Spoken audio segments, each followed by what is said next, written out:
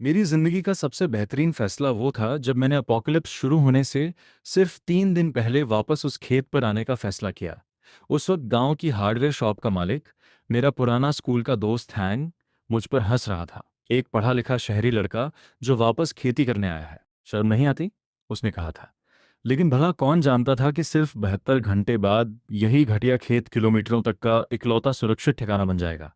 और सबसे बड़ी विडंबना यह है कि जो हैंग मुझ पर हंसा था, वही बाद में घुटनों के बल मेरे दरवाजे पर भीख मांगने आया। और मेरे दादा का छोड़ा हुआ ये पुराना कुदाल, ये इस तबाहत दुनिया का सबसे भरोसेमंद हथियार बन गया। जून की शुरुआत, लूनार कैलेंडर के मानसून से ठीक 3 दिन पहले, मैं सान जोन किन्सन गांव के बस स्टैंड पर अपना सूटकेस घसीटता खड़ा था। मेरे फ़ोन पे एचआर का आखिरी मैसेज अभी भी पड़ा था। तुम्हारा सेटलमेंट जमा कर दिया गया है। 28 साल की उम्र में बेरोजगार और बचत लगभग खत्म। यही थी मेरी हालत। खेत गांव के पश्चिम में एक घाटी में है। 8 किलोमीटर का टेढ़ा मेढ़ा कच्चा रास्ता। कोई टैक्सी वहां जाने को तैयार नहीं था, तो मुझे गांव वाले की मोटर टैक्सी पर बैठना पड़ा। पूरा सफर धूल और झटकों में गुजरा। मुंह ढकना पड़ा, लेकिन जो घुटन अंदर थी वो धूल से भी ज्यादा भारी थी। 3 महीने पहले दादाजी गुजर गए थे। विरासत में मिले थे 30 का एक खेत और एक नसीहत, जब शहर में जीने लगे वापस जमीन पर आ जाना। उस वक्त मैं प्रांत की राजधानी में एक इंटरनेट कंपनी में प्रोडक्ट मैनेजर था। 15,000 महीने कमाता था। लगता था जिंदगी चमक रही है, पर किसे पता था कि एक रात में पूरा डिपार्टमेंट बंद कर दिया जाएगा। खेत का जंग लगा। लोहे का दरवाजा धकेला तो वो भयानक चरचराहट के साथ खुला। जो नज़ारा सामने था उसने सांस रोक दी। जंगली घास ने रास्ता पूरी तरह निगल लिया था। 100 साल पुरानी हवेली की मिट्टी की दीवारें जगह जगह से दरकी हुई थीं। छत की टाइलें टेढ़ी मेढ़ी, छेद ही छेद। अंदर की लकड़ी की कड़ियां जरूर सही थीं। दरवाजा आधा गिरा हुआ था। 30 मुंह के गुलाब के खेत पूरी तरह बेकार पड़े थे। पिछली फसल की पुआल वहीं सड़ रही थी। ऊपर से फॉक्सटेल घास ने ढक लिया था। तालाब का पानी 1 मीटर से ज्यादा नीचे उतर चुका था। नीचे काली कीचड़ दिख रही थी। सड़ांत की बू उठ रही थी। मैं अपना सामान छोड़कर पत्थर की उस बेंच पर धम्म से बैठ गया जो दरवाजे के पास थी। तो यही है मेरी विरासत। फोन बजा, माँ थी। पहुंच गए? खेत कैसा है? बहुत अच्छा है, मैंने झूठ बोला। अच्छा, दादाजी ऊपर से देख रहे हैं तुम्हें। और हुआंग को अजदरेज खेलने दो, नहीं तो आंखें खुली रही। फोन रखा। उस खंडहर जैसे खेत को देखा। बस दो रास्ते थे। अभी हार मानकर शहर वापस जाऊं, या दांत भींच कर एक बार कोशिश करूं। उठा और हवेली के अंदर गया। धूल का एक बादल मुंह पर आया। खांसी और छींकों का सिलसिला शुरू हो गया। दादाजी की चीजें अभी भी डेस्क पर पड़ी थीं। पढ़ने के चश्मे के पास एक मोटी जिल्द वाली डायरी थी। खोला। पहले पन्ने पर लिखा था 15 मार्च 1990। आज बीज बोए गए। छोटे छोटे घने अक्षरों में 30 साल की खेती का पूरा हिसाब था। कब बोना है, कब खाद डालनी है, कितनी बारिश हुई, फसल कैसी रही, हर बात। हर पन्ने पर बेदाग लिखावट में। पर सबसे चौंकाने वाली चीज थी पन्नों के बीच दबा एक हाथ से बनाया टोपोग्राफिक नक्शा। खेत का हर कोना उसमें था। 3 तरफ पहाड़ों से घिरी जमीन। पूर्व में इकलौता रास्ता। पश्चिमी पहाड़ से निकलने वाली अंडरग्राउंड नदी का बहाव। हर खेत की मिट्टी की क्वालिटी तक। नक्शे के एक कोने में दादाजी ने लाल कलम से कुछ खास लिखा था। पश्चिमी पहाड़ की अंडरग्राउंड नदी गर्मियों की आंधी में बढ़ जाती है। ऊपर एक पुराना बबूल का पेड़ है, नीचे एक लकड़ी का फ्लडगेट है। उससे पानी का बहाव कंट्रोल किया जा सकता है। ये जगह 3 तरफ से पहाड़ों में घिरी है। पूर्व में आइको का दर्रा है। पश्चिम में अंडरग्राउंड नदी। उथल पुथल के वक्त यह एक सुरक्षित पनाहगाह है। डायरी का आखिरी पन्ना के जाने से एक हफ्ता पहले का था। उस पर लिखा था, जुन, अगर तुम ये पढ़ रहे हो तो इसका मतलब है तुम वापस आ गए। ये जमीन उन्हें धोखा नहीं देती जो इसकी देखभाल करते हैं। ऊपर नदी का फ्लडगेट अक्सर चेक करते रहना। किसी जरूरी मोड़ पर यह जिंदगियां बचा सकता है। जरूरी मोड़? मैंने सिर हिलाया। दादाजी अपने आखिरी दिनों में थोड़े अजीब हो गए थे। हमेशा अजीब अजीब बातें करते थे। अगले दिन सुबह सुबह मैं दादाजी के पुराने ट्रैक्टर डॉन फोंगो पर सवार होकर गांव निकला। वो कम से कम 20 साल पुरानी मशीन थी। चालू होते ही काले धुएं का गुबार छोड़ती थी। इंजन की आवाज़ बहरा कर देने वाली। पूरा गांव उसे पहचानता था। जब लोगों ने देखा कि उस पर मैं हूं तो फुसफुसाहट शुरू हो गई। अरे, ये बूढ़े सान का पोता नहीं है? सुना है शहर में नहीं चला, डिग्री लेकर भी खेती करने आया है। बड़ा दुख हुआ। मैं बिना रुके आगे बढ़ गया। खेती की दुकान पर रुका। दुकानदारिन ने मुस्कुराते हुए कहा, अरे संग, बीज लेने आए। इस साल सस्ते हैं। शहर वाले वापस नहीं आ रहे खेती करने। सुना है वहां कोई बीमारी फैल रही है, राजधानी में सख्ती है। मैंने हिसाब लगाया। 30 मुंह जमीन, हर मुंह पर 150 जिन बीज। 4,500 बड़ी रकम। अकेले बो सकते हो तो बो। बीज, खाद, दवाई, 20 लीटर डीजल खरीदा। पैसे लगभग खत्म हुए। ठेला धकेल कर जाने लगा, तभी हार्डवेयर शॉप से आवाज़ आई, सैन जोन। पलटा, हैंग था। काउंटर पर टिका, मजाक भरी मुस्कान के साथ, सुना है नौकरी गई। हाँ हाँ हाँ। देखा, इतना पढ़ने का क्या फ़ायदा। आखिर में खेती ही करनी पड़ी। अगर दादाजी जानते तो कब्र में पलट जाते। मैंने ध्यान नहीं दिया और आगे बढ़ा। तभी एक और आवाज़ रुकी। वेटरनरी क्लिनिक की मालकिन अधेड़ उम्र की दयालु डोआ साव थीं। उन्होंने एक कागज़ का पैकेट बढ़ाया। ये सांप भगाने का पाउडर है। पहाड़ में बहुत सांप हैं। घर के चारों तरफ छिड़क देना। और ये इंसेक्टिसाइड पानी में मिलाकर छिड़को। शुक्रिया डोआ साव, तुम्हारे दादाजी बहुत अच्छे इंसान थे। अपने वक्त में मेरी बहुत मदद की थी। ज़रूरत पड़े तो बताना, झिझको मत। वापस खेत पर लौटा तो शाम चुकी थी। पत्थर की बेंच पर बैठकर अकेले सूप पी रहा था और दादाजी की डायरी पढ़ रहा था। उनके नोट्स के हिसाब से ट्रांसप्लांट मानसून से पहले पूरा होना चाहिए। पौधों के बीच 20 सेंटीमीटर की दूरी, 3 उंगली की गहराई। खाद सुबह वो सूखने के बाद डालो, तभी सबसे अच्छा अब्जॉर्ब होता है। घास जड़ से उखाड़ो, नहीं तो बसंत की हवा में फिर उगाएगी।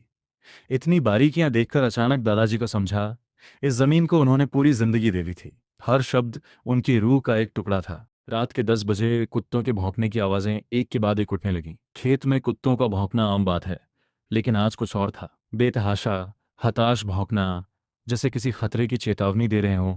और फिर अचानक सारे कुत्ते एक साथ चुप हो गए। भयानक सन्नाटा। वो सन्नाटा रोंगटे खड़े कर देने वाला था। फ़ोन वाइब्रेट किया। यूनिवर्सिटी का दोस्त था। एक धुंधला वीडियो था, जैसे छुप छुपा कर बनाया गया हो। हॉस्पिटल की एंट्रेंस भीड़ से भरी थी। एक आदमी जमीन पर गिरकर तड़प रहा था। आसपास के लोग चीख रहे थे। जैसे ही पूछने लगा, उसने वीडियो डिलीट कर दिया। क्या हुआ, मैंने लिखा। सिर्फ 2 शब्द आए, अभी भागो। और फिर कुछ नहीं। मेरे मैसेजेस भेजे जाने की कोशिश करते रहे और फिर गायब हो गए। खराब सिग्नल यहाँ आम बात थी, तो मैंने ज़्यादा ध्यान नहीं दिया। लेकिन एक बुरा एहसास था जो जाने का नाम नहीं ले रहा था। दादाजी की डायरी की वो लाइन जहन में गूंजी, किसी ज़रूरी मोड़ पर यह ज़िंदगी बचा सकता है। मैंने टॉर्च उठाई और अंधेरे में सिसान पहाड़ की तरफ निकल पड़ा, नक्शे की निशानियां फॉलो करते हुए। करीब 20 मिनट चला। उम्मीद के मुताबिक एक विशाल बबूल का पेड़, उसके नीचे सब जंगली घास में दबा था। कुदाल से घास हटाई तो एक लकड़ी का फ्लडगेट नजर आया। पुरानी लकड़ी थी, काली पड़ चुकी थी, लेकिन बुनियाद ठीक ठाक थी। एक तरफ जंग खाया लोहे का छल्ला था, शायद खींचने के लिए। खींचा, हिला तक नहीं। मरम्मत जरूरी है। मोबाइल से फोटोज लिए जगह याद रखने के लिए, हालांकि नहीं जानता था यह किस काम आएगा। नक्शा बिल्कुल सटीक था। वापस पुरानी हवेली में आया, दादाजी के बिस्तर पर लेटा। पुराने बोरिए की जानी पहचानी महक थी। चांद की रोशनी बहुत तेज थी, दूर पहाड़ों की सिलुएट दिखती थी। यह जमीन, यह खेत, शायद यही मेरी नई शुरुआत हो। अगले दिन सुबह उठकर खेत साफ करने निकला तो कई गाड़ियों के हॉर्न्स की आवाजें गांव की तरफ से आईं। एक नहीं, दो नहीं, बहुत सारी। छत पर चढ़कर देखा। गाड़ियों का लंबा काफिला पूरी रफ्तार से सड़क पर था। धूल का गुबार उड़ रहा था। आगे कुछ एसयूवीज थीं, पीछे हर तरह की प्राइवेट गाड़ियां, 10 से ज़्यादा। सब बेतहाशा भाग रहे थे, जैसे जान बचा रहे हों। दिल डूब गया। ज़ोंबी आउटब्रेक का तीसरा दिन। गांव में बिजली और पानी जाने लगा। सारे कम्युनिकेशंस बंद हो गए। लोगों ने सुपरमार्केट में घुसकर सब कुछ साफ कर दिया। अलमारियां जमीन पर थीं। चीखें और रोना हर गली से आ रहा था। मैं सामान लेने गांव गया, लेकिन हर चौराहे पर लोगों ने बैरिकेड लगा रखे थे। हाथों में चाकू और डंडे, आंखों में दुश्मनी। जो पड़ोसी कल मुस्कुराकर मिलता था, वो आज खाने के 2 थैलों के लिए चाकू लेकर दरवाजे पर खड़ा था, आंखें एकदम बेजान, ठंडी।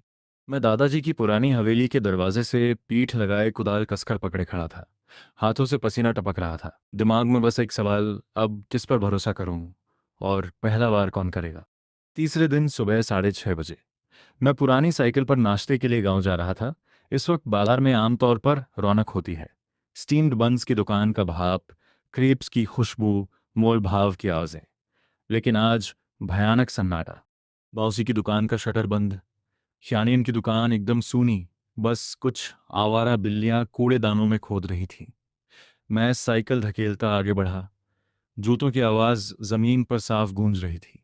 अचानक एक आवाज़ ने उछाल दिया। किराने की दुकान वाली ताली थी, बोरियों में चावल भर रही थी, पेशानी पसीने से भीगी हुई। ताली, क्या कर रही है? जल्दी वापस जाओ, गांव में मत रुको। उसने सिर भी नहीं उठाया। लेकिन हुआ क्या है, कल रात हॉस्पिटल में कुछ हुआ। डॉक्टर लियू और बाकी अब नहीं रहे। उसकी आवाज़ कांप रही थी। वो मरीज, वो लोगों को काटते हैं, जो भी सामने आए उसे। तभी सड़क के आखिर से इंजन की गड़गड़ाहट आई, धमाके की आवाज़। 10 से ज़्यादा दूसरी जगहों की नंबर प्लेट्स वाली गाड़ियां बेतहाशा गांव में घुसी। लोगों की परवाह नहीं किसी को। आगे एक अकुड़ी जीप ने सीधे पेट्रोल स्टेशन की रेलिंग में घुसाया। ड्राइवर कूदकर बाहर आया, हाथ बेकाबू कांप रहे थे। पंप पकड़ना तक मुश्किल था। बाकी गाड़ियों ने दुकान को घेर लिया। दरवाजे खुले, लोग टूट पड़े, पानी की बोतलें, इंस्टेंट नूडल्स, बिस्कुट, दवाइयाँ जो हाथ लगे। अलमारियां गिरा दी, शीशे तोड़ दिए। हैंग हार्डवेयर शॉप से दौड़कर निकला। क्या कर रहे हो? पैसे दो। एक अधेड़ उम्र के आदमी ने उसे धकेल दिया। पैसे? हम सब मरने वाले हैं, पैसों का क्या करें? और तभी मैंने उसे देखा। आखिरी गाड़ी का पिछला दरवाज़ा खुला था और उससे एक हॉस्पिटल का गाउन पहना अधेड़ आदमी ज़मीन पर गिर पड़ा था। नीचे से उठा धीरे धीरे, लेकिन उठने का तरीका कोई इंसान जैसा नहीं था। शरीर आगे की तरफ झुका, बाहें बेजान लटकी हुई, जैसे कोई पपेट जिसके धागे खिंच रहे हों। चलने लगा, हर कदम अकड़ा हुआ, पैर घिसटते हुए ज़मीन पर आवाज़ करते। स्लावान, किसी ने पहचाना? तुम हॉस्पिटल में नहीं थे? उस आदमी ने सिर उठाया और तब मैंने उसका चेहरा देखा। त्वचा सलेटी सफ़ेद, जैसे कोई लाश बहुत देर पानी रही हो। आंखें खुली थीं लेकिन प्यूपल्स फैले हुए, कुछ नहीं देख रहे थे। मुंह खुला था, काली रक्त की एक लकीर होंठ के किनारे से बह रही थी। दांतों के बीच मांस के टुकड़े लटक रहे थे। वो अचानक लपका, उसी इंसान पर जो सबसे करीब था।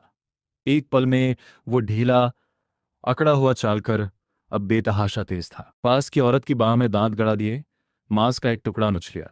सुबह की खामोशी एक चीख ने तोड़ दी। खून 3 मीटर दूर तक उछला, जमीन पर, दीवार पर, पास खड़े लोगों के चेहरों पर। भगदड़ मच गई। कोई गाड़ियों की तरफ भागा, कोई दुकानों में घुसा, कोई गलियों में। वो औरत जमीन पर गिर पड़ी, जख्म से खून बह रहा था। हॉस्पिटल गाउन वाला उस पर झुक गया। हड्डियां टूटने की आवाज, मांस नोचे जाने की आवाज और उसके गले से निकलती वो भयानक घुरघुराहट। मेरे होठों से बस एक शब्द निकला, ज़ॉम्बी। फिल्म का सीन मेरी आंखों के सामने हकीकत बन रहा था। टांगे कांप रही थीं लेकिन गरीज कह रहा था, भागो। हैंग, मैं हार्डवेयर शॉप में दौड़ता घुसा। वायर मैश, नेल्स, हैमर जो मिले सब उठाओ। हैंग अभी तक सन्न खड़ा था। क्या हो रहा है समझाने का वक्त नहीं था। मैं काउंटर फांग कर थैले में सामान भरने लगा। वायर मैश, फावड़े, hammer, nails, screw drivers, ranches, जो भी काम आ सके। सैन जोन, मुझे भी साथ ले चलो। डोआ साओ दौड़ती हुई आई, पीठ पर फर्स्ट एड किट। पीली पड़ी हुई थी। गांव का हॉस्पिटल गिर गया। सब तरफ पागल हो गए हैं जो लोगों को काट रहे हैं। डॉक्टर यू को काटा, फिर वो भी काटने लगे। मैंने ठेले पर सामान फेंका। हैंग, आ रहे हो या नहीं? हैंग ने बाहर का हाल देखा, फिर हमें देखा, गया अंदर और एक टूल बॉक्स लेकर निकला, साथ में कई मशेटीज। हम तीनों एक पतले रास्ते से भागे, ठेला धकेलते हुए।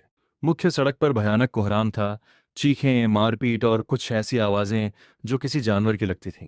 रास्ते में एक मोड़ पर मुझे कुछ याद आया। हैंग, तुम चीज़ें ठीक कर लेते हो, है ना? हाँ, फेरेटा के लिए तो यही काम करता हूँ। मेरे साथ आओ। दोनों को सिसान पहाड़ की तरफ मोड़ा। वक्त कम था लेकिन यह भी करना था। पुराने बबूल के पेड़ के नीचे वही लकड़ी का फ्लड गेट। हैंग ने जांचा, नीचे की चेन जंग खाई है। लकड़ी थोड़ी सड़ी है लेकिन मुख्य ढांचा ठीक है। 20 मिनट दो। वो पूरी तरह प्रोफेशनल था। वायर से ज़रूरी हिस्से मजबूत किए, चेन पर तेल लगाया, लकड़ी के टुकड़ों से छेद बंद किए। ये क्या है? डोआ साहब ने पूछा। मैंने कहा, दादाजी का दिया हुआ एक तोहफा, जिंदगियां बचाने वाला। फ्लडगेट ठीक करने के बाद आगे बढ़े। डोआ साओ चलते चलते बोली, मेडिकल नज़रिए से देखें तो अगर ये वायरस से फैलता है और काटने से ट्रांसमिट होता है तो इंक्यूबेशन पीरियड बहुत कम होनी चाहिए। इन लोगों के सिम्टम्स रेबीज जैसे लग रहे हैं लेकिन बहुत तेज़ी से डेवलप हो रहे हैं। हैंग बोला, जो भी हो अभी सबसे ज़रूरी है जिंदा रहना। खेत पर वापस आकर मुख्य दरवाज़ा बंद किया, वायर मेश से मजबूत किया, सबकी तरफ देखा। यहाँ रूल सरल है, सब रिसोर्सेज शेयर होंगे, काम बांटेंगे, साथ मिलकर चलेंगे, फैसले मानने होंगे। जो राजी हो रहे, जो नहीं अभी जा सकता है। वांग सबसे पहले हाथ उठाया। मैं राजी हूँ, बाहर सब पागल हो गए हैं, मुझे नहीं कटवाना। डोआ साव ने सिर हिलाया। मैं डॉक्टर हूँ, हर जगह काम आती हूँ, दवाइयाँ भी लाई हूँ, वेटेनरी है, लेकिन इमरजेंसी में इंसानों पर भी चलेंगी। शाम होते होते और लोग आने लगे। पहले चेन आया, आर्मी वेटरन, अपनी पैरालिटिक माँ को पीठ पर लादे पहाड़ी रास्ता चढ़ा था। दरवाजे के सामने घुटनों पर गिर पड़ा। कृपया रखो, मैं मेहनत कर सकता हूँ, पहरा दे सकता हूँ, जो कहो करूँगा। मैंने उठाया, हम एक ही गांव के हैं, जो हो सकेगा करेंगे। फिर प्राइमरी स्कूल का टीचर सुशियो आया, 3 बच्चों के साथ। सब बच्चे जिनके माँ बाप बाहर काम करते थे, स्कूल में छुप रहे थे, बाहर का शोर सुनकर भागे। आखिर में लिसन का परिवार, 4 लोग, सुबह वाली वही औरत जो चावल भर रही थी। सिर्फ चावल नहीं, अचार और नमकीन मांस भी लाई थी, काफ़ी वक्त के लिए। शाम तक खेत पर 23 लोग थे। आंगन में सब जमा हुए। मैंने बात की। सब ने देखा है हालात। कोई बीमारी है, शायद कंटेजस। अभी हम सुरक्षित हैं, लेकिन कब तक नहीं पता। वो चीज़ें क्या हैं? किसी ने जॉम्बीज के बारे में पूछा। मैंने सीधे कहा, इन्फेक्टेड है। अगर काटें तो तुम भी उनमें से एक बन जाते हो। लोग बेचैन होने लगे। चुप। चंद खड़ा हो गया। घबराने से कुछ नहीं होगा। सांजोन, बताओ क्या करना है। मैंने दादाजी का टोपोग्राफिक नक्शा। खेत 3 तरफ से पहाड़ों में घिरा है। सिर्फ पूर्व की तरफ एक रास्ता है। वहां डिफेंस बनानी होगी। खाई खोदेंगे, बैरिकेड लगाएंगे। और पश्चिमी पहाड़ में अंडरग्राउंड नदी है, जरूरत पड़ी तो पानी छोड़ सकते हैं। चंद बोला, खाई खोदने की जिम्मेदारी मेरी। हैंग बोला, खेत के औजारों को हथियारों में बदलूंगा। डोआसाओ ने हाथ उठाया, मेडिकल सप्लाईज तैयार रखूंगी। टीचर सुशा ने कहा, बुजुर्गों और बच्चों की देखभाल मेरे जिम्मे। लिजन ने सीना ठोंका, खाना मैं संभालूंगी। रात गिरी। गांव की तरफ से आग की लपटें आसमान छू रही थीं। कौन सी आग थी नहीं पता। कितने लोग बचे हैं नहीं पता। मैं खेत की सबसे ऊंची जगह खड़ा था, दूर की आग देखते हुए। नेटवर्क पूरी तरह गया था। बाहर की दुनिया में क्या हो रहा था, हमें कुछ नहीं पता था। लेकिन एक बात बिल्कुल साफ थी। पुरानी दुनिया ढह चुकी थी। नई दुनिया अभी शुरू हो रही थी। और हमें जिंदा रहा था। मैंने कभी सोचा नहीं था कि अपनी आंखों से सैकड़ों जॉम्बीज को एक लंबी कतार में मेरे खेत की तरफ बढ़ते देखूंगा। आगे वाले ने फटी हुई सफ़ेद कोट पहनी थी। पहचाना। डॉक्टर लियो। वही जो पिछले हफ्ते दवाइयां लेकर आए थे। उनका चेहरा पत्थर की तरह पीला और जड़ था। हमारी जल्दी में बनाई डिफेंसेस काग्स की तरह नाजुक लग रही थी उस हुजूम के सामने। पीछे मेरे लोग खड़े थे, बुजुर्ग, बच्चे। सब आंखों में दहशत लिए मेरी तरफ देख रहे थे। मेरे ऑर्डर का इंतजार। और उस लम्हे मेरे दिमाग में बस एक सवाल था, 23 लोग, क्या हम सच में इस जगह को बचा सकते हैं? 7 दिन बीत चुके थे। इन 7 दिनों में हमने सोचा था पहाड़ में छुप जाएंगे तो सुरक्षित रहेंगे। हर सुबह 5 बजे उठकर कीचड़ में धंसे पांव से धान की रोपाई करता था।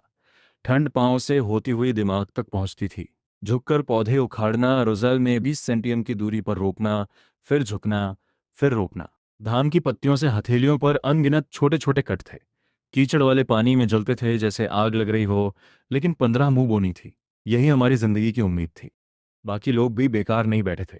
चैन ने अपनी टीम के साथ पहाड़ी रास्ते पर 3 गहरी खाइयां खोदी थीं। 2 मीटर गहरी, 3 मीटर चौड़ी। हैंग ने खेत के औजार हथियार बना दिए थे। बैम्बू के डंडों पर कुदाल बांधकर लंबे भाले कुदालों को धार दे दी थी। दूसरे लोग जड़ी बूटियां इकट्ठा कर रहे थे, बैंडेज बांधना सिखा रहे थे। दादाजी की डायरी के हिसाब से पहाड़ी रास्ते के 3 मोड़ों पर बैरियर्स लगाई थी। पहली में पत्थर भरे थे, दूसरी में धारदार बैम्बू की खूंटियां, और तीसरी के लिए डीजल में भीगी लकड़ियों का ढेर तैयार था। सब प्लान के हिसाब से चलेंगे। मेरी आवाज़ शांत थी, लेकिन सिर्फ मुझे पता था, टांगें कांप रही थीं। मरने का पहला सामना था। 200 से ज्यादा जॉम्बीज। और हम सिर्फ 23, जिनमें बुजुर्ग और बच्चे भी थे। पहाड़ी रास्ता बहुत तंग था। सबसे संकरी जगह पर 2 लोग साथ गुजर सकते थे। दोनों तरफ 30 डिग्री की ढलानें थीं, नीचे पत्थर और कांटे। यही हमारा इकलौता फायदा था। जॉम्बीज की भीड़ धीरे धीरे लेकिन बिना रुके बढ़ रही थी। थकान उन्हें नहीं थी। वो नहीं रुकते थे। लाशों का हुजूम था। आगे डॉक्टर लू थे। उनकी सफ़ेद कोट गहरे लाल रंग की हो चुकी थी, खून के दाग। उनके चेहरे पर इंसानी भाव का कोई निशान नहीं था। मुंह अधखुला, काले दांत दिख रहे थे। पहली डिफेंस लाइन, खाई। पहली कतार सीधे उसमें गिरी। धम की आवाज आई। लेकिन पीछे वाले रुके नहीं। आगे बढ़ते रहे, गिरे हुओं पर पांव रखते हुए। खाई भरने लगी। आग लगाओ, मेरी आवाज निकली। हांग ने दूसरी डिफेंस लाइन पर आग लगाई। लपटें आसमान तक उठीं। घना काला धुआं हर तरफ फैल गया। तेज गर्मी से जॉम्बीज की चाल और धीमी हो गई। कई सीधे आग में गिरे, कोई चीख नहीं, कोई दर्द नहीं, बस जलते रहे। लेकिन वो बहुत थे। आग की दीवार टूट गई। दिल लगा बाहर आ जाएगा। हथेलियां पसीने से भीगी थीं, कुदाल के दस्ते से फिसल रही थीं। सैनजॉन! दोसा ने चाचा चिल्लाया। लगता है ये आवाज से लोकेट करते हैं। देखो, जहां भी बोलो सब उधर मुड़ जाते हैं। सच था। उनकी आंखें बिल्कुल सफेद थीं। देख नहीं सकते थे। सब चुप। हुआंग, वो लाउडस्पीकर लाओ। हुआंग भागकर गोदाम गया। एक बड़ा लाउडस्पीकर निकाला जो उसने गाड़ी के स्टीरियो से बनाया था। मैंने अपना फोन कनेक्ट किया, म्यूजिक लगाया। जैसे ही आवाज उठी, जॉम्बीज की भीड़ एक पल के लिए रुकी, फिर लाउडस्पीकर की तरफ मुड़ने लगे। हैंग, लाउडस्पीकर उस पूर्वी खड्ड के किनारे पर फेंको। हैंग लाउडस्पीकर उठाकर भागा और पूरी ताकत से फेंक दिया। म्यूजिक की गूंज घाटी में फैल गई। एक बड़ा हिस्सा रास्ते हट गया, सीधे खड्ड की तरफ चला, नीचे गिरता गया। लेकिन मुख्य दल अभी भी बढ़ रहा था। तीसरी डिफेंस लाइन टूट गई, खेत के एंट्रेंस से बस 200 मीटर दूर। टांगें सच में कांप रही थीं। डर सुनामी की तरह उठ रहा था। भागना चाहता था, आंखें बंद करके सोचना चाहता था, ये सब बुरा सपना है। अगर मेरा फैसला गलत हुआ तो इन सब की जान मेरी वजह से जाएगी। ये ख्याल तोड़ने को था। सान जोन और वान कांग ने मेरे कंधे थामे, होश में आओ, कुछ सोचो। और तभी दादाजी की कब्र का ख्याल आया। Flood gate. हाँ, मेरे साथ आओ, बाकी जो बन पड़े शोर मचाओ, उनका ध्यान खींचे रखो। हुआंग और मैं पश्चिमी पहाड़ की तरफ दौड़े। 2 किलोमीटर का रास्ता 10 मिनट से कम में दौड़ा। पुराने बबूल के नीचे वो लकड़ी का फ्लड गेट, जो कुछ दिन पहले ठीक किया था, अब वो एकदम शांत खड़ा था। लोहे के छल्ले पकड़े, पूरी ताकत लगाई, फ्लड गेट चरचराया, धीरे धीरे खुला। पानी की गड़गड़ाहट। 7 दिनों की बारिश का जमा पेंच छूट गया। धारा उस चैनल से बही जो हमने तैयार किया था, सीधे तीसरी डिफेंस लाइन की तरफ। वहां रास्ता सबसे संकरा था, फनल की तरह। जैसे ही पानी पहुंचा, पहली लहर ने आगे के ज़ॉम्बीज़ को ढलान से उड़ा दिया। दूसरी लहर ने बीच वाले दल को बिखेर दिया। तीसरी ने रास्ते का एक हिस्सा ही बहा दिया। ज्यादातर घाटी में जा गिरे, पत्थरों से टकराकर। जो बचे वो दूसरी तरफ फंसे। पहाड़ी रास्ता अब एक बहते दरिया में बदल चुका था। मैं वहीं जमीन पर गिर गया, पसीने से तर, एक बूंद ताकत नहीं बची। कपड़े जमकर चिपक रहे थे, हाथ थरथराना बंद नहीं हो रहे थे। हैंग भी पास में ढह गया, हांफते हुए बच गए। लेकिन किस कीमत पर? रास्ता पूरी तरह बर्बाद हो चुका था। खेत एक टापू बन गया था। बाहर जाने का रास्ता नहीं, नए सामान का रास्ता नहीं। हम कब तक टिकेंगे? वापस खेत पर सब इंतजार कर रहे थे। साफ हो गए, मैंने कहा। लेकिन रास्ता भी गया। टीचर को चोट लगी थी, बांह पर बहुत गहरा घाव, खून नहीं रुक रहा था। पत्थर से कटा था, जॉम्बी की बाइट नहीं थी। एक रात डोआ साओ ने तुरंत जड़ी बूटियों से खून रोका और कपड़े की पट्टियां बांधी। रात गिरी, खेत मौत के सन्नाटे में डूब गया। दूसरी तरफ से रुक रुक कर किसी जॉम्बी के गुर्राने की आवाज़ एक याद दिलाती रही कि खतरा अभी गया नहीं। वो शायद वहीं रहेंगे हमेशा के लिए। मैं छत पर बैठा तारों से भरे आसमान को देख रहा था। शहर में ये नहीं दिखता था। अब लाइट पोल्यूशन नहीं थी। मिल्की वे साफ नजर आती थी। बहुत अच्छा किया तुमने। चेन ऊपर आया, पानी का गिलास दिया। मैं टूटने वाला था, मैंने उससे कबूल किया। सच में भागना चाहता था जब उन सबको देखा, लेकिन भागा नहीं। चेन मेरे पास बैठ गया। नॉर्मल है डरना। पहली बार जब मैं कॉम्बैट में गया था, मैंने अपनी पैंट्स गीली कर दी थी डर से। जो मायने रखता है वो ये है कि डर के बाद तुमने क्या किया। दादाजी की प्रिपरेशंस ने हम सबको बचाया। ये तुम्हारी गलती नहीं, कोई अगर नहीं। दूसरी तरफ के zombies जो धारा ने बिखेर दिए थे, चांद की रोशनी में उनकी सिलुएट्स दिख रही थीं। पहले ये डॉक्टर थे, टीचर थे, किसान थे, दुकानदार थे। अब सिर्फ खोखले खोल थे। उनमें डॉक्टर लू दिखे, पिछले हफ्ते ही दवाइयाँ लेकर आए थे। बुचर जो हमेशा थोड़ा एक्स्ट्रा मांस दे देता था। और कितने ही लोग। दादाजी की डायरी में मैंने लिखा, 7वां दिन, कल तक जिंदा रहे, जिंदा रहेंगे। टीचर की चोट यहाँ ठीक हो रही थी, बस एक स्क्रैच था, जॉम्बी की बाइट नहीं। लेकिन खेत के अंदर दरारें धीरे धीरे बड़ी हो रही थीं। बाढ़ उतरने के 3 दिन बाद टकराव हुआ। उसे वही राशन क्यों मिलना चाहिए, फे बोल रहा था। एक 24 साल का लड़का चैन की माँ की तरफ इशारा कर रहा था, जो व्हीलचेयर पर धूप ले रही थी। वो पूरी तरह पैरालाइज्ड है। दिन रात किसी को देखना पड़ता है, कुछ नहीं कर सकती, फिर भी उतना ही खाएंगी। ये कहाँ का इंसाफ है? कुछ युवाओं ने हाँ मिलाई। चैन का चेहरा लाल हो गया, मुट्ठियां भिज गईं। क्या कहा तूने? ये अपोकलिप्स है, पहले जैसा नहीं। फे नहीं झुका। जो काम के नहीं। चैन ने उसके मुंह पर घूंसा मारा। दोबारा बोल। फे खून बहाते जमीन पर गिरा। दूसरे युवा घेरे में आ गए। दो तरफ सामना। बस मैं बीच में आया, लेकिन बात रुकी नहीं। हम सारा दिन अरोजल में पीठ तोड़ते हैं, हमें ज्यादा मिलना चाहिए। तो क्या बच्चों को मैथ पढ़ाना 10 गुना कम जरूरी है? टीचर सुशिया का जवाब था, यह अपोकलिप्स है, पढ़ाई किस काम की? इसीलिए तो पढ़ाई जरूरी है, वरना इन बच्चों और जानवरों में फर्क क्या रहेगा? डोआ साओ भी उठ पड़ी। मेरी मेडिकल स्किल्स की कोई कीमत नहीं? किलो में तोलोगे? शहर और गांव वाले अलग अलग रिवाजों पर भी भिड़ रहे थे। पानी बचाओ, रोज नहाना बंद करो। डीजल बचाओ, फोन चार्जिंग नहीं। मैं ये सब देख रहा था, अंदर से कड़वाहट थी। बाहर zombies थे, अंदर हम खुद टूट रहे थे। अगर एक नहीं रहे तो जिंदा कैसे रहेंगे? उस रात मैंने पहली काउंसिल मीटिंग बुलाई, पुरानी ग्रैंडरी में।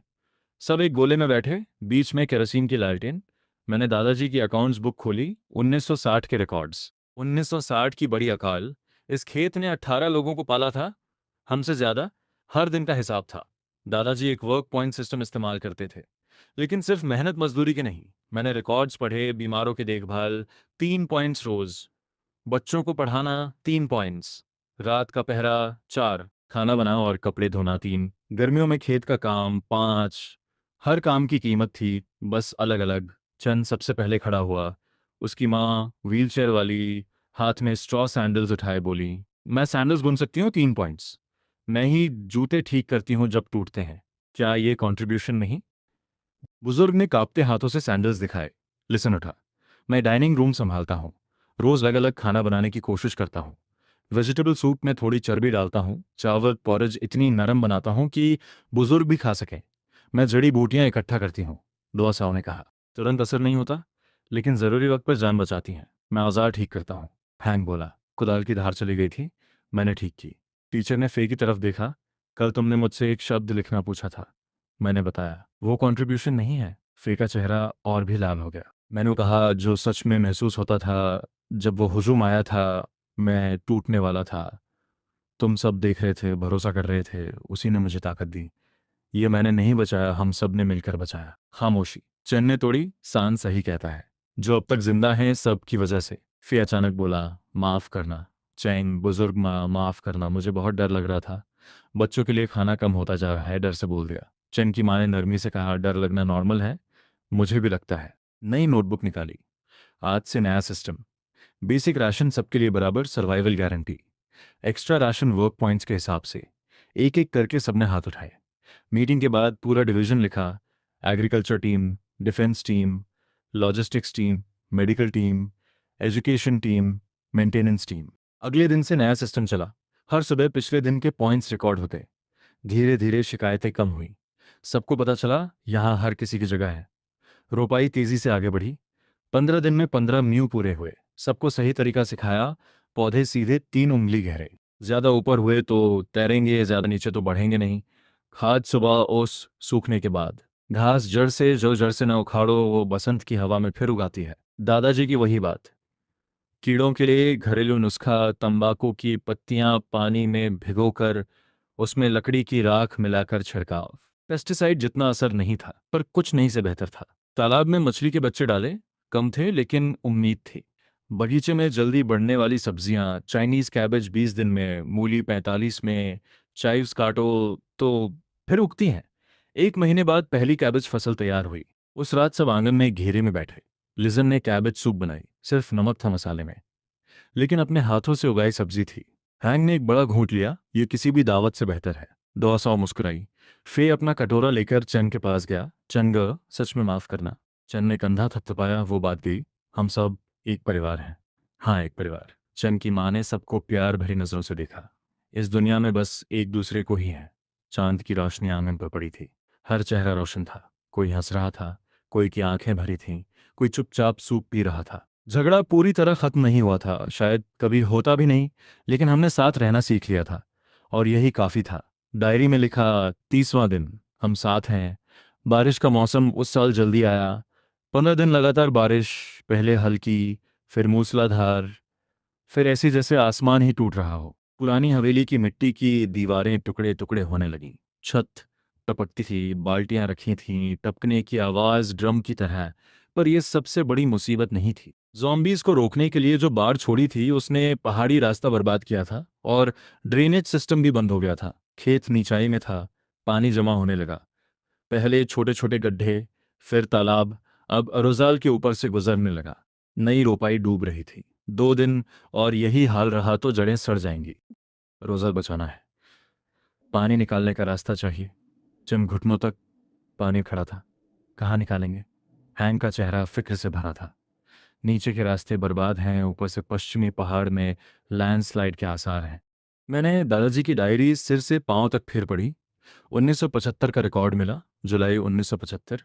मूसलाधार बारिश, तबाही। रिबेरा का अंडरग्राउंड ड्रेनेज एक्टिवेट हुआ। खेत बच गया। रिबेरा? कौन सी रिबेरा? और खोजा। एक पीला नक्शा था, प्लास्टिक में सावधानी से लपेटा हुआ। खेत का अंडरग्राउंड ड्रेनेज सिस्टम था। चैनल मछली के तालाब की तली से शुरू होता था, खेत के नीचे से गुजरता था, और पूर्वी पहाड़ी के झरने में निकलता था। कई साइड चैनल्स भी थे। खेत में पूरा अंडरग्राउंड ड्रेनेज है, मैंने खुश होकर कहा। डोआ सौ ने पूछा, तो इस्तेमाल क्यों नहीं? 50 साल बंद पड़ा होगा। नक्शे की डेट देखी, 72 घंटों में खोलना होगा, नहीं तो एरोजाल नहीं, पुरानी हवेली भी गिर जाएगी। वक्त के खिलाफ दौड़। पहला कदम, चैनल का एंट्रेंस ढूंढना। नक्शे के हिसाब से वो मछली के तालाब की तली में था, लेकिन तालाब पानी और कीचड़ से भरा था, कुछ नजर नहीं आता था। पानी निकालो। पंप नहीं था, बाल्टियों से। 23 लोग बारिश में बाल्टी से पानी निकाल रहे थे, लेकिन बारिश उतना ही वापस भर देती थी। यूं नहीं होगा, हैंग बोला। छत बनाओ। प्लास्टिक शीट से तालाब के ऊपर एक छत बनाई। अब सीध बारिश नहीं पड़ती थी। पूरा दिन पानी निकाला, तालाब 1 मीटर नीचे उतरा। तली का काला नोडो दिखा। मैं उतरता हूँ। बाकियों ने रोका, बहुत खतरनाक है, किसी को उतरना पड़ेगा। पहला कदम रखा, कीचड़ ने पाँव निकल लिया। दूसरा, जांघ तक। तीसरा, कमर तक। वो ठंडी कीचड़ पूरे नीचे के हिस्से को जकड़ रही थी, जैसे सैकड़ों हाथ नीचे खींच रहे हों। हर कदम में जबरदस्त ताकत लगी। गलत पांव पड़ा, पूरा निगल लेती। हाथों से टटोलते हुए कुछ सख्त मिला। मिला। कुएं का एंट्रेंस है, 1 मीटर डायमीटर अंडरग्राउंड चैनल का दरवाजा। पूरी तरह कीचड़ से बंद था। फावड़ा दो। एक एक करके कीचड़ निकाला। बाहर वाले बाल्टियों में भरकर ले जाते रहे। 2 घंटे। फिर बदलाव, चन कूदे, ऊपर जाओ, आराम करो, इसी तरह बारी बारी। जो भी सबसे मजबूत थे, हैंग और बची। हर कोई 1 घंटा। डोआ साव किनारे पर अदरक की चाय बनाती रहीं। जो ऊपर आए, कंबल ओढ़ो, तुरंत अदरक सूप पियो, ठंड चढ़ेगी। अगले दिन चैनल का एंट्रेंस साफ हो गया, लेकिन ये तो बस शुरुआत थी। 50 साल पुराना मेन डक्ट पूरी तरह बंद था। पोर्शन बाय पोर्शन खोलना था। सबसे खतरनाक था वो हिस्सा जो पहाड़ से सटा था, कभी भी ढह सकता था। जो भी जाएगा जिंदा दफन हो सकता है। मैं जाता हूँ। चैन आगे आया। तुम्हारी माँ को तुम्हारी ज़रूरत है, तो मैं जाता हूँ, मैं बोला। बहस बंद करो। खान ने कहा, हम तीनों साथ जाते हैं, एक दूसरे की पीठ देखेंगे। प्लास्टिक बैग से बनाई घर की हेडलैम्प्स लगाए। तीनों चैनल में से अंदर घुप अंधेरा, सिर्फ लैंप की रोशनी। इतना नीचा था कि झुककर चलना पड़ता था। पानी घुटनों तक, कभी कभी छत से मिट्टी गिरती थी। ध्यान रखो। नहाय की आवाज। आगे एक हिस्सा रह गया। धूल ने सब भर दिया।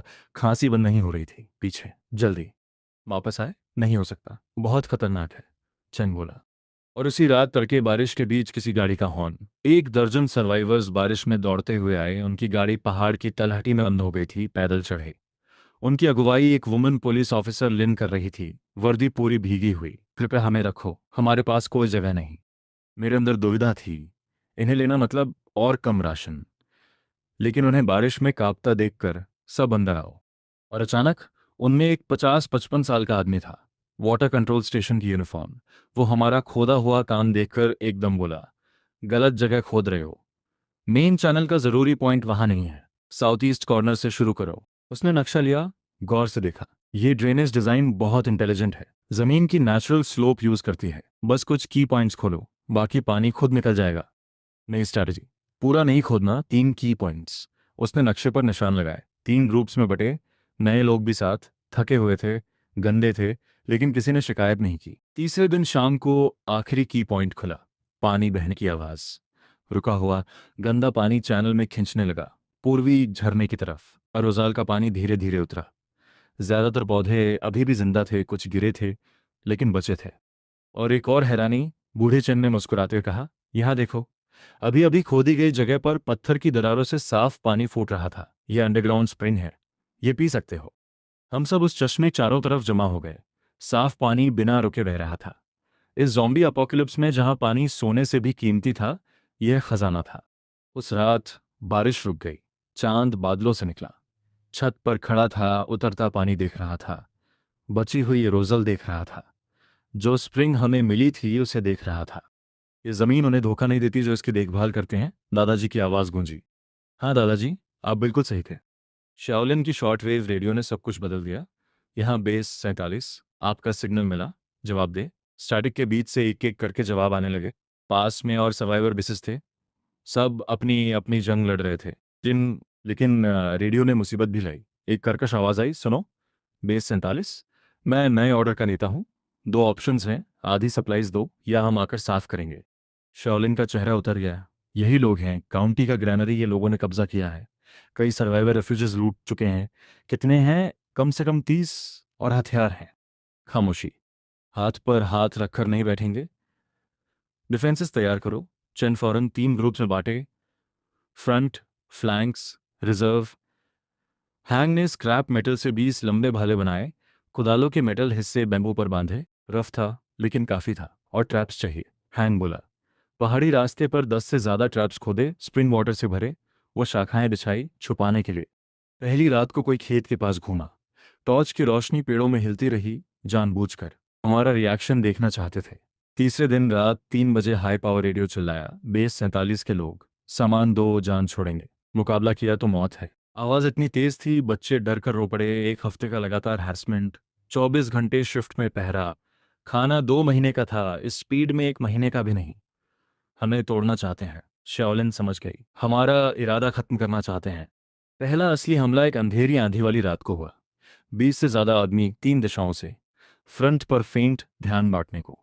5-5 आदमी दोनों फ्लैंक से पहाड़ के रास्ते से घेरने की कोशिश। लेकिन किसानों की ताकत कम नहीं आंकनी चाहिए थी। एक तरफ से दर्द की चीख। ट्रैप में गिरा। पानी मुंह और नाक में। घुप अंधेरे में वो अपना रास्ता और ट्रैप्स में फर्क नहीं कर पाए। फ्रंट अटैक भी रुक गई। रास्ते पर बिछाई कीलें। आगे की मोटरबाइक उड़ी, सवार उछल कर गिरे। कन्नी छोड़ो, चेन ने आदेश दिया। पहले से तैयार लट्ठे पहाड़ी से लुढ़के दुश्मन की लाइनों में घुसे। लीथल नहीं थे, लेकिन तबाही मचाने के लिए काफ़ी थे। 2 घंटे की लड़ाई। दुश्मन को यह उम्मीद नहीं थी कि हम इतने तैयार थे। भागते बने, लेकिन हार नहीं मानी। अगले 2 हफ्ते हरासमेंट बढ़ता रहा। पानी का एक सोर्स पॉइजन किया, डेड रैट्स फेंक दिए। वक्त पर पकड़ा, कोई बीमार नहीं हुआ। पहाड़ जलाने की कोशिश, लेकिन 15 दिन की बारिश से सब गीला था। आग नहीं पकड़ी। एक रास्ता बर्बाद किया, हमारी रिट्रीट रोक को। उल्टे हमारी डिफेंस और मजबूत हो गई। सबसे भयानक लड़ाई दूसरे हमले में आई। इस बार होममेड एक्सप्लोसिव्स थे। बूम। बाहरी दीवार में ब्रीच। चंगे सीधे कूदे। पहला ग्रुप साथ था। हैंड टू हैंड कॉम्बैट शुरू। मेरे सामने एक बड़ा टैटूड आदमी था। मेटल पाइप लहराता मुझ पर झपटा। मैं बाईं तरफ हटा, कुदाल उसके घुटनों पर मारा। गिरा, चिल्लाया। एक और बार, वो हिला नहीं। यह पहली बार था जब मैंने किसी इंसान को परिवार की रक्षा के लिए नहीं, बल्कि सीधे मारा था। उस बैटल में फे ने सबको चौंकाया। उसे इन लोगों के तरीके पता थे। आग से डरते हैं, उसने चिल्लाया। कुछ युवाओं को लेकर पीछे से घेरा, डीजल से दुश्मन की गाड़ियों में आग लगाई। लपटें, धमाके, बिना रास्ते के घिरे हुए दुश्मन पूरी तरह बिखर गए। नेता ने हाथ उठाए, मत मारो, हम जाते हैं। चैन ने भाला तानकर कहा, अगली बार ये खुशकिस्मती नहीं होगी। भागे कायराना, कुछ लाशें छोड़कर, कुछ हथियार छोड़कर। कीमत बहुत ऊंची थी। बाहरी दीवार ढही, मरम्मत करनी होगी। 5 लोग जख्मी, 2 गंभीर। डोआ 100 रात भर उनके लिए लड़ती रहीं। 1/3 सप्लाईज खर्च हुए, खाना, दवाइयाँ, डीजल। सबको साइकोलॉजिकल स्कार्स मिले। बच्चों को बुरे सपने आते। बड़ों के नसें टूटी हुई थीं। क्या इसकी ज़रूरत थी? फे ने पूछा। बैटल में बहादुर था, लेकिन अब उसके हाथ नहीं रुक रहे थे। हाँ, जवाब दिया। उस दीवार को देखते हुए जिसकी मरम्मत हो रही थी, क्योंकि हमने अपना घर बचाया। हाँ, खेत अब सिर्फ शरण नहीं था, घर था। बात फैल गई। बेस 47 ने नए ऑर्डर को हराया और उनके हथियार भी लिए। दूसरे सर्वाइवर सेटलमेंट से कॉन्टैक्ट आए। शाओलिन ने कड़वी मुस्कान से कहा, नहीं पता अच्छी बात है या बुरी। अच्छी है। मैंने कहा, कम से कम जानते हैं हमसे पंगा नहीं। उस रात कॉन्फिस्केटेड सप्लाईज से थोड़ी ज्यादा मीट थी खाने। सब बहुत खुश थे। हमारे वॉरियर्स को सैल्यूट। पानी के गिलास उठे। एक साथ चिल्लाए, अपने घर को। चांद की रोशनी में खेत खास तरह से शांत था। दीवार टूटी थी, जल्दी ठीक होगी। कुछ जख्मी थे, सब जिंदा थे। और सबसे ज़रूरी यह साबित हो गया था, जो एक हो जाते हैं उन्हें कोई नहीं तोड़ सकता। पतझड़ आया। 15 मीऊ के खेत पर धान की बाल झुक गई थीं, भारी पकी, सोने का रंग। हर दाना खून पसीने से बना था। चैन ने कहा, कम से कम 4000 किलो निकलेंगे। 4000 बहुत लगता है, लेकिन 50 से ज़्यादा लोगों के लिए कुछ महीने। इस पहले साल में आसान नहीं था। पहले एनिवर्सरी पर टिड्डियों का हमला हुआ था। वो भयानक कीड़े धान के तनों पर चिपक गए, सब ढक गया। पेस्टिसाइड्स खत्म हो चुके थे। दुआ साओ का आइडिया आया, आर्टेमिसिया जलाओ। पूरी रात किनारों पर धुआं उठाते रहे। फिर राख पानी में लाकर छिड़काओ। हाथ सूज गए, लेकिन प्लेग कंट्रोल हो गई। फिर ग्रेन फिलिंग के वक्त सूखा पड़ा। पानी बंद। 1 किलोमीटर दूर झरना था, एक छोटी पहाड़ी पार करके। 30 किलो का बोझ, एक चक्कर 1 घंटा। सूरज से सूरज तक कंधे छिल गए, कपड़ा रखा और चलते रहे। पीठ सीधी नहीं होती थी। थोड़ा रुकते और फिर जंगली सुअर। पका हुआ धान उन्हें सबसे ज्यादा आकर्षित करता है। एक ही सुअर एक पूरी प्लॉट बर्बाद कर सकता था। चंद ने 3 मीटर गहरी ट्रैप्स बनाई, तरी पर बैम्बू की नुकीली खूंटियां। रात को गोंग और ड्रम बजाते थे, सुअर शोर से डरते हैं।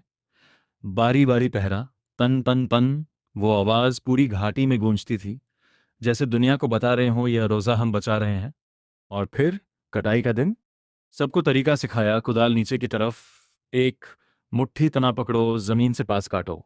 4 मुट्ठी का एक गट्ठर। ये वही तरीका था जो दादाजी ने मुझे सिखाया था। अब मैं उन्हें सिखा रहा था। झुको और काटो, बांधो और रखो, एक के बाद एक।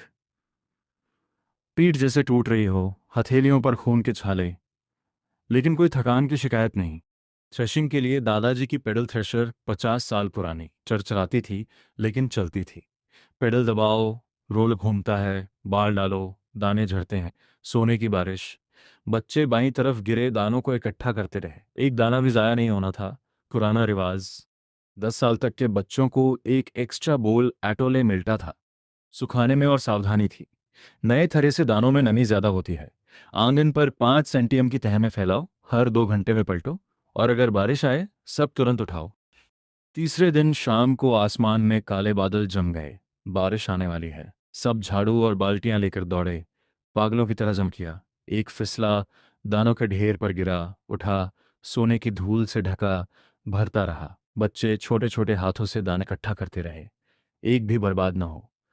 आखिरी बोरी भरी बारिश शुरू हो गई। सब छत के नीचे खड़े थे, आंगन को धोती बारिश देख रहे थे, मुस्कुरा रहे थे। जो खुशी वक्त पर मिलने में होती है, वो किसी और चीज में नहीं। शाओलिन की रेडियो से 3 और सर्वाइवर बेसिस से कनेक्शन हुआ। हमारे पास ग्रेन है, एक्सचेंज के लिए तैयार है। जवाब फौरन आए। बेस 23 दवाइयाँ हैं, अरोज चाहिए। बेस 35 बैटरीज और टूल्स हैं। बेस 41 कपड़ा और नमक। मिलने की जगह तय हुई।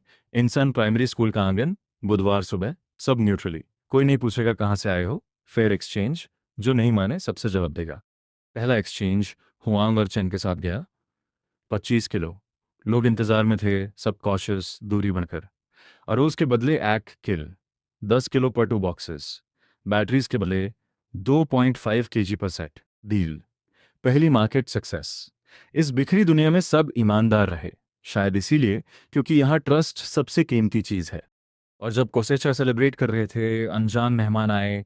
कैमोफ्लाज यूनिफॉर्म में एक छोटा स्क्वाड। नेता 40-45 साल का, पक्के इरादे वाली आंखें। शांत रहो, हम रेस्क्यू और सर्च टीम है। आईडी दिखाई। हमें ऑर्डर है सर्वाइवर्स को रजिस्टर करने का। एक सेफ जोन बना रहे हैं। Safe zone? हाँ। शहर में एक टेम्पररी कैंप है। आर्मी की प्रोटेक्शन है, सप्लाईज हैं। आप लोगों को इनवाइट कर रहे हैं। खेत पर बहस शुरू। जाना मतलब सेफ्टी, लेकिन ये जमीन छोड़ना। रहना मतलब खतरा, लेकिन वो घर जो अपने हाथों से बनाया था, वोट होगा। मैंने कहा, एक पर्सन एक वोट। आंगन में। वोट में मक्का के दाने पीले माने जाना, सफ़ेद माने रहना। मैंने कोई राय नहीं दी। सच में दुविधा में था। उस जमीन को देखा, नई फसल, साथ बनाया घर। नतीजा आया, 2 तिहाई रहने के पक्ष में। हम यहाँ ठीक हैं, ये हमारा घर है, लो ने कहा। कमांडर ने हमारा फैसला माना। आपने अच्छा काम किया, कुछ ऑफिशियल सेफ जोन से भी बेहतर।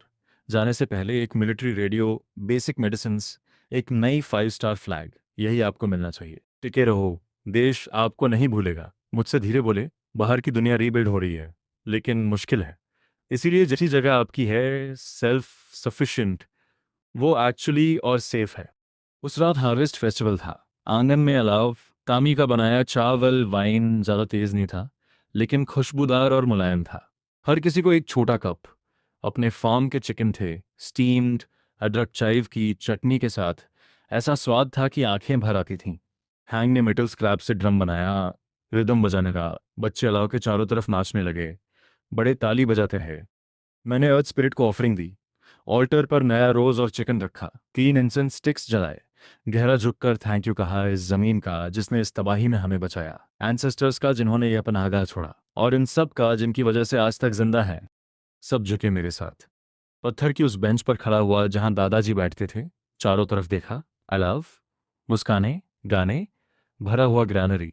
हमने सिर्फ एक मटेरियल किला नहीं बनाया था, अपनी रूह का घर बनाया था। दादाजी, मैंने चुपचाप कहा, क्या देख रहे हो? अनाज के खेतों में हवा चली, एक फुसफुसाहट। जैसे दादाजी जवाब दे रहे हो। देख रहा हूँ, देख रहा हूँ, देख रहा हूँ, देख रहा हूँ। सर्दी उस साल बहुत जल्दी आई, रात में 10 डिग्री का गिरना। पेड़ों की पत्तियां अभी पूरी नहीं गिरी थीं और पाला पड़ने लगा था। और ऊपर से फ्लू की एपिडेमिक। पहले कुछ बच्चों को बुखार आया, फिर बड़ों की खांसियां हर तरफ से सुनाई देने लगी। पूरा खेत एक हॉस्पिटल जैसा लग रहा था। कॉमन फ्लू था, लेकिन अपोकलिप्स में कॉमन फ्लू भी जानलेवा हो सकती है। हर्ब सप्लाईज जल्दी खत्म हो गई। फीवर की जड़ी बूटी गई, खांसी की पत्तियां गईं, और दवाइयां, वो तो कब की लग्जरी बन गई थी। सबसे गंभीर था चैन की माँ का हाल। पहले से कमज़ोर थीं, इस बार तेज़ बुखार उतर नहीं रहा था। बड़बड़ाने लगी थीं, कभी भी जा सकती थीं। काउंटी हॉस्पिटल जाना होगा। डुआ साओ बोली, वहाँ दवाइयाँ होनी चाहिए। County hospital 50 kilometre. रास्ते में एनिमी टेरिटरी। जो भी पिछली बार गए थे वापस नहीं आए। मैं जाऊँगा। मैं भी। चैन की आंखें लाल थीं। मेरी माँ है। मुझे गिनो। हैंग ने हाथ उठाया। फे आगे आया, मैं रास्ता जानता हूँ। मैं गाइड करूँगा। शालिन, मुझे पता है कौन सा रूट कम खतरनाक है। 5 लोग, एक पुराना ट्रैक्टर, 20 लीटर डीजल, यही था सब कुछ। जाने से पहले लिजन ने बिस्कुट का पैकेट हाथ में रखा। टीचर सूजिया ने कपड़े की थैली दी। अल्कोहल और गॉज। बस अगर वाक्य पूरा नहीं किया। सब समझ गए, अगर किसी को काट लें तो कम से कम वूंड ट्रीट कर सके। सुबह के 4 बजे, अंधेरे में, ट्रैक्टर का ट्रैक्टर पहाड़ी रास्ते पर गूंजा। मैं ड्राइव कर रहा था, बाकी नजर रख रहे थे। हर किसी के हाथ में हथियार, भाले, मचटीज, लोहे के रॉड। पहाड़ से निकले तो नज़ारा खौफनाक था। गांव सुनसान। दरवाजे खिड़कियां खुली। हड्डियां, जली हुई गाड़ियों के ढांचे सड़क पर। अचानक शॉलिन चिल्लाए, आगे मूवमेंट, ज़ॉम्बीज़ 3। ट्रैक्टर की आवाज़ सुनकर मुड़ रहे। मैंने व्हील घुमाया, खेत से निकला। ट्रैक्टर कीचड़ में हिचकोले खाने लगा, लगभग फंस गए। वांग और फेक उधे धकेलने निकले। दोपहर को एक पेट्रोल स्टेशन पर रुके। दुकान में तबाही। एक कोने में एक बूढ़ा कांपता हुआ आदमी। शाओलिन ने बैज दिखाया, डरो नहीं, हम बुरे ही हैं। वो देर तक देखता रहा, फिर उठा। मैं काउंटी हॉस्पिटल का जवान टेम हूँ। 1 महीने से यहाँ छुपा हूँ। हॉस्पिटल में अभी भी लोग हैं? मैंने अर्जेंट तरीके से पूछा। 20 से ज़्यादा डॉक्टर्स और नर्सेज लड़ रहे हैं, लेकिन हॉस्पिटल घिरा है, हर तरफ ज़ॉम्बीज़। अंकल हैंग, हमारे साथ चलो। उसने अपने साथियों से कहा। वहाँ एक डॉक्टर की ज़्यादा ज़रूरत है। शहर उससे भी बुरा था। हर गली में ज़ॉम्बीज़, बेमकसद घूमते, दीवारों से टकराते। हॉस्पिटल शहर के बीच में था। रेड क्रॉस का निशान अभी भी था, फीका पड़ चुका था। पूरी इमारत के चारों तरफ ज़ॉम्बीज़, आसानी से 300। कैसे घुसेंगे? हैंग ने सोचते हुए पूछा। शोर करके डिस्ट्रैक्ट करते हैं, मैंने कहा। मैं जाऊंगा। अचानक फिर बोला, मोटर बाइक लाइसेंस है मुझे, अच्छी ड्राइविंग करता हूँ। एक सड़क पर खड़ी मोटर बाइक की तरफ इशारा किया। मैं डिस्ट्रैक्ट करता हूँ, आप लोग अंदर जाओ। बेहतर ऑप्शन नहीं था। फे ने मोटर बाइक स्टार्ट की। इंजन की गड़गड़ाहट ने ज़ॉम्बीज़ का ध्यान तुरंत खींचा। चलो बाप के लाडलो, आओ मेरे पास। वो मेन रोड पर निकला, किनारे खड़ी गाड़ियों को आयरन रॉड से मारता हुआ। एक के बाद एक कार अलार्म बजने लगे। डेफनिंग साउंड पूरी जगह में भर गई। ज़ॉम्बीज़ उसकी तरफ एक लहर की तरह बढ़े। हम साइड डोर से हॉस्पिटल में घुसे। अंदर का नज़ारा हैरान कर देने वाला। बिजली नहीं, पानी नहीं, लेकिन 20 से ज़्यादा डॉक्टर्स और नर्सेस काम कर रहे थे। अल्कोहल लैंप से डिसइंफेक्ट करते, बारिश के पानी से सफाई करते, सर्वाइवर्स की देखभाल में लगे थे। आप लोग? वाइस मैन ने पूछा। बेस 47 से हैं, दवाइयाँ चाहिए, ज़्यादा न बची। डॉक्टर ने कड़वी मुस्कान के साथ कहा। 3 एंटीबायोटिक डोजेज और फीवर की दवाई भी खत्म होने को है। चैन ने कहा, 3 डोजेस काफ़ी हैं। कुछ बेसिक मेडिसिन मिली, 3 एंटीबायोटिक इंजेक्शंस, फीवर टैबलेट्स का एक बॉक्स, थोड़ी गॉज और अल्कोहल।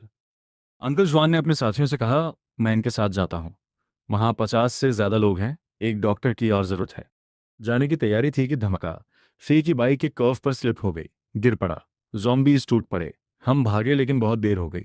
फे के थाई में दांत खड़े, गहरी बाइट, खून बह रहा था। जल्दी भागो। चेंगी ने उसे उठाया और पीठ पर लाद कर भाग। पूरी ताकत से ट्रैक्टर की तरफ कूदे। हैंग ने ट्रैक्टर स्टार्ट किया। अंकल जॉन ने बेल्ट से टॉर्निकेट बांधा। खून रुका, कुछ देर के लिए। सब जानते थे इसका क्या मतलब था। मुझे छोड़ दो, फिर ने कहा, आवाज़ टूटी हुई। चुप। मैंने करीब करीब चिल्लाया, तुम हमारे हो। आधे रास्ते में डीजल खत्म। 20 किलोमीटर बाकी थे, पैदल। फे को बारी बारी उठाएंगे, चेंगी कहा। बोटेकिन भी बाटी। अंधेरा हो गया, रास्ता दिखता नहीं था। हाथों से टटोलते चले। फे बड़बड़ाने लगा, चंगे माफ़ करना, पहले जो हुआ था माफ़ कर दो, बोलो मत। ताकत बचाओ। चैन की आवाज़ कांप रही थी। आखिरी 3 किलोमीटर सबसे लंबे थे। फे बेहोश हो गया, बुखार चढ़ा था। नहीं पता था वो कब तक होल्ड कर सकता है, और नहीं पता था वो अचानक बदल तो नहीं जाएगा। आखिर में खेत की रोशनी दिखी। दरवाज़ा खोलो। साहब ने गेट खोला। भागते हुए ऑपरेट करो ग्रैनरी में। अंकल जुआनजू ने फौरन कमांड ली। कोई ऑपरेशन थिएटर नहीं, ग्रैनरी। कोई सर्जिकल लैंप नहीं, torch.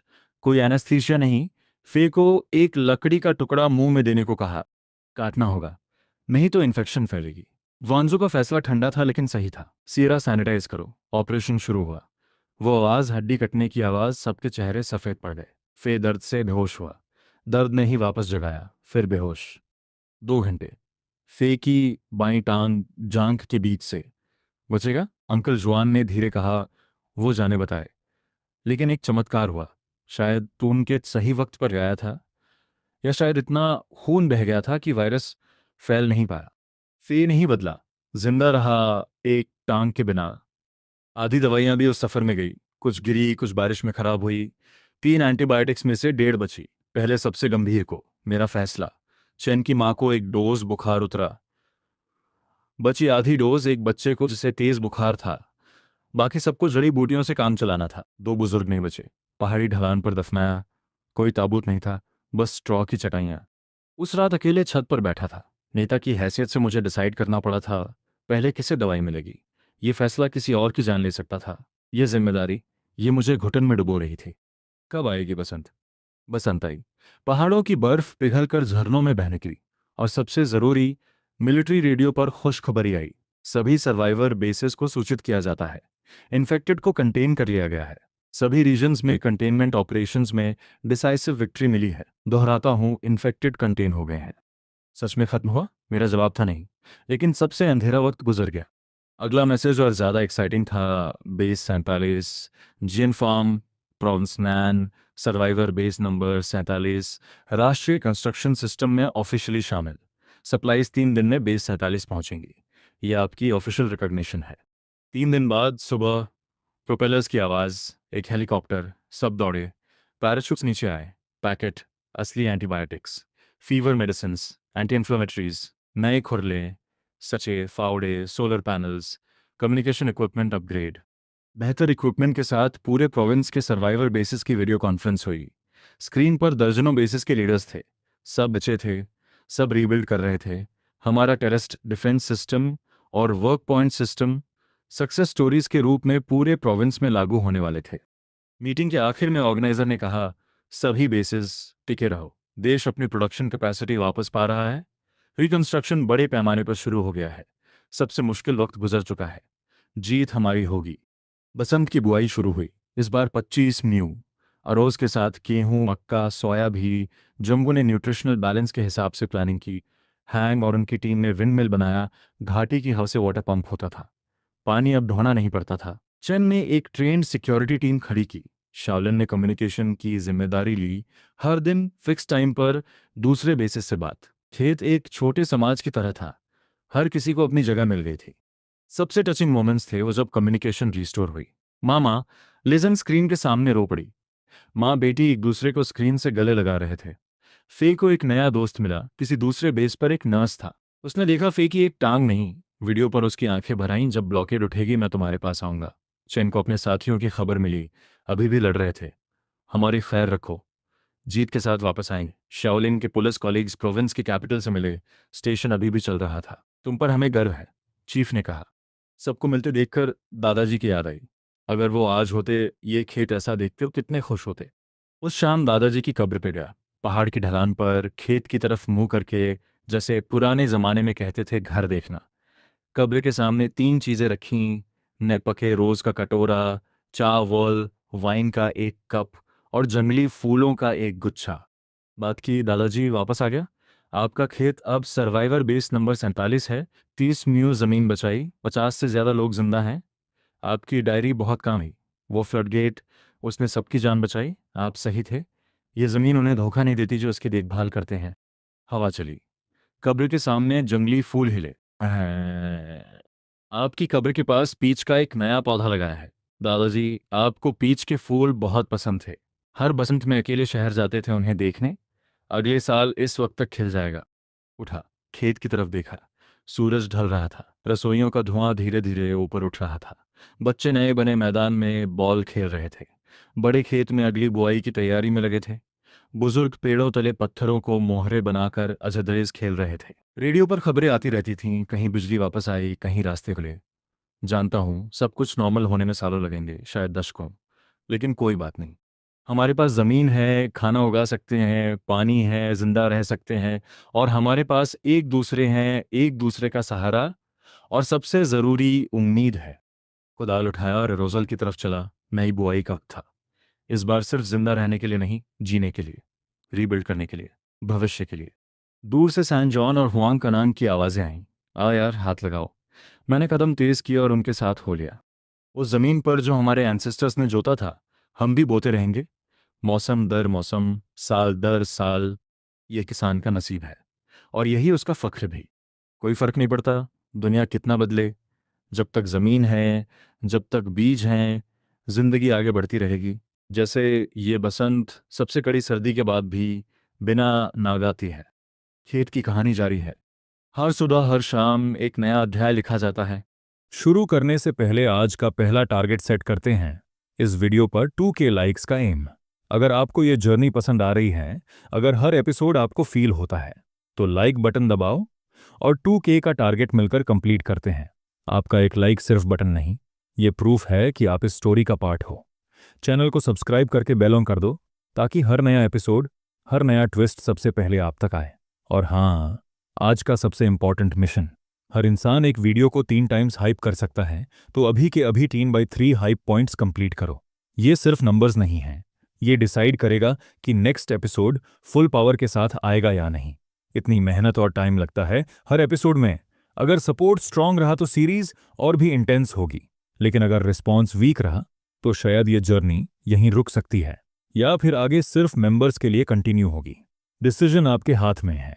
2K like same complete करो, 3/3 हाइप फिनिश करो, लाइक और सब्सक्राइब करो, और कमेंट में लिखो मिशन कंप्लीट।